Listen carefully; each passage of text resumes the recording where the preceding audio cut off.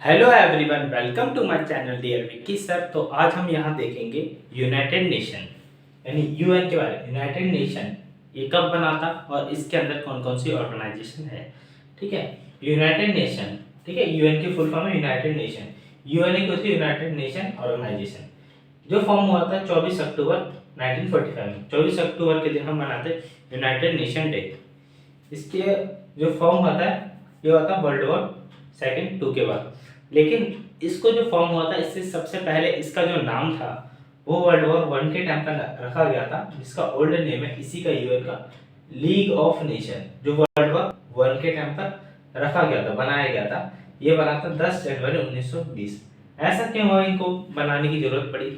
इनको बनाने का कारण था कि जो वॉर हो रहे थे उन वॉरों को रोका जा सके, यानी पीस शांति स्थापित की जा सके, पीस स्थापित की जा सके, शांति का माहौल रखा जा सके। लेकिन क्या हुआ, जब पहला वर्ल्ड वॉर हुआ उसके बाद जब इसको बनाया, ठीक है, तो सेकेंड वर्ल्ड वॉर भी हो गया, तो यानी कि इसने शांति स्थापित नहीं कर पाई। तो उसके बाद सेकेंड वर्ल्ड वॉर के बाद बनाया ये 24 अक्टूबर 1945, यानी 44 के टाइम पर वर्ल्ड वॉर खत्म समाप्त हो गया था, तब इसको बनाया 24 अक्टूबर 1945 में। इसके अंदर 193 मेंबर है, यानी कि इतनी कंट्रीज के अंदर साइन कर रखा है इतनी कंट्री ने, जो कि सेकेंड वर्ल्ड वॉर के बाद बना था। ठीक है, 193 यूनाइटेड नेशन के अंदर परमानेंट मेंबर, जिनको हम वीटो पावर बोलते हैं। इसके अंदर 5 परमानेंट मेंबर है। कौन से? पहले इंग्लैंड यानी कि यूके, चाइना, अमेरिका, रशिया और फ्रांस। ठीक है, ये ऐसे एफ रेस से याद रख सकते हो आप। अगर इसकी बात करें तो कौन कौन सी भाषाएं इसके अंदर यूज होती हैं?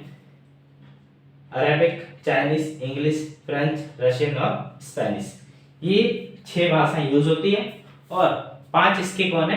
परमानेंट मेंबर है। इसके अंदर नॉन परमानेंट मेंबर भी होते हैं, जो कि यूनाइटेड नेशन के नॉन परमानेंट है। वो कितने होते हैं? 10 नॉन परमानेंट मेंबर होते हैं, जो कि इलेक्टेड किए जाते हैं ओनली 2 ईयर, सिर्फ 2 साल के लिए इलेक्ट किए जाते हैं। इंडिया इसका जो मेंबर रहा है वो 8 बार रह चुका है नॉन परमानेंट, और जापान सबसे ज्यादा बार यानी कि 12 बार रह चुका है। ठीक है, अगर हम ऑर्गेनाइजेशन की बात करें तो कौन कौन सी ऑर्गेनाइजेशन इसके अंदर आती हैं? देखो, ऑर्गेनाइजेशन यूएन के अंदर आते हैं, वो आती है पहली जनरल असेंबली, ठीक है, security council, economic and social culture, trusteeship council, the secretariat, और आते हैं इंटरनेशनल कोर्ट ऑफ जस्टिस। ये सारी जितनी भी हैं ये तो न्यूयॉर्क के अंदर है, ये सारी क्या है? न्यूयॉर्क के अंदर है। लेकिन ये है नीदरलैंड के अंदर। कहाँ है? नीदरलैंड के अंदर, ठीक है, जो कि हेग में है।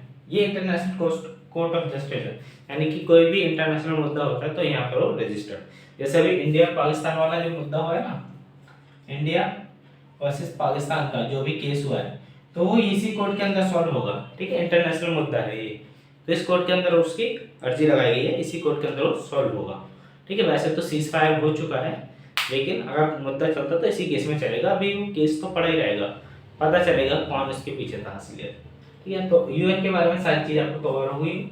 लेकिन यूएन के जो अभी मैंने ये नहीं बताया, सेक्रेटरी जनरल कौन है इसके? एंटोनियो गुटेरेस, जो कि पुर्तगीज है। ठीक है, पुर्तगाल से आए हुए हैं। और कुछ तो रह नहीं गया, सारी चीज आपको कवर होगी। अगर आपने इतना कर लिया तो यूएन से सारे क्वेश्चन आप बना सकते हो। And thank you guys. अगर आपको वीडियो अच्छा लगा तो वीडियो को लाइक, शेयर और कमेंट करें और अपने सभी दोस्तों को बताएं। Thank you.